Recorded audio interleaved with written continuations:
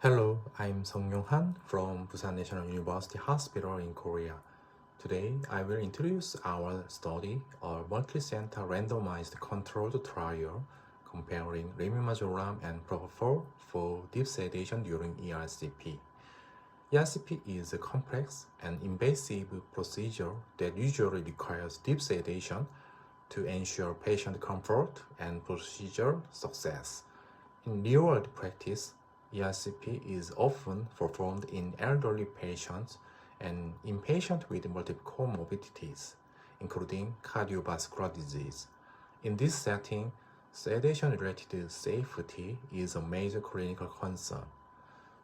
Propofol is currently the most commonly used sedative agent for ERCP because of its rapid onset and short duration.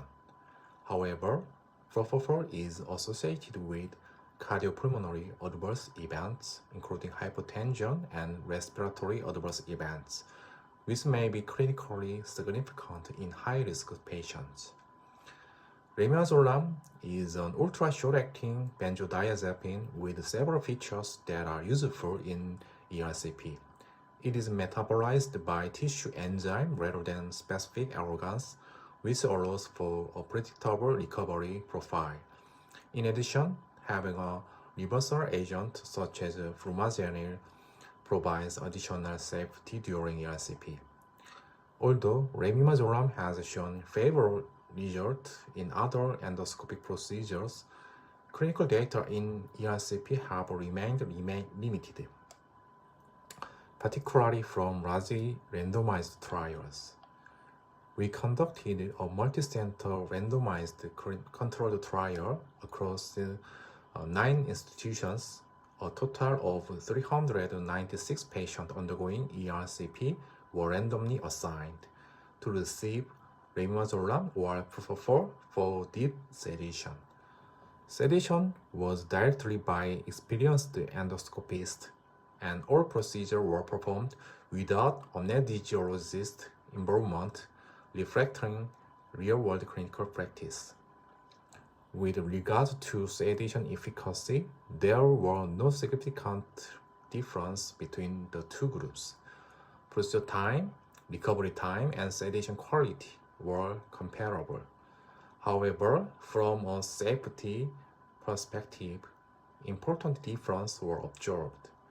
The incidence of moderate to severe cardiopulmonary adverse events, excluding hypoxemia, was significantly lower in the remimazolam group. Specifically, these events were reduced from about 4.5% in the propofol group to about 1% in the remimazolam group. Furthermore, in multivariable analysis, propofol was identified as an independent risk factor for cardiopulmonary adverse events. These findings indicate a clear safety advantage of remimazolam during ERCP. In addition to improved safety, patients receiving remimazolam reported significantly higher satisfaction scores. Injection site pain, which is a well-known issue with propofol, was also significantly reduced in the remimazolam group. These factors contribute to a better overall patient experience, which is increasingly recognized as an important outcome in endoscopic practice. The clinical implications of our findings are particularly relevant for high-risk patient populations. These include elderly patients, patients with cardiovascular disease, and patients undergoing prolonged or complex ERCP procedures.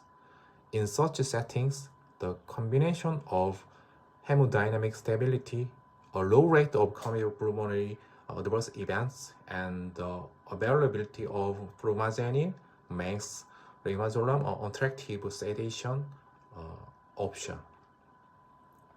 In conclusion, remimazolam is a safe and effective alternative to propofol for deep sedation during ERCP.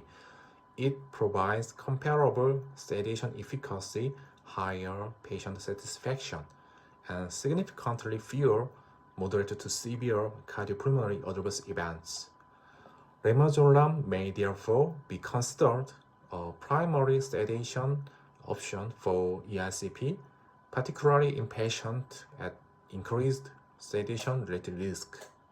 Thank you for watching.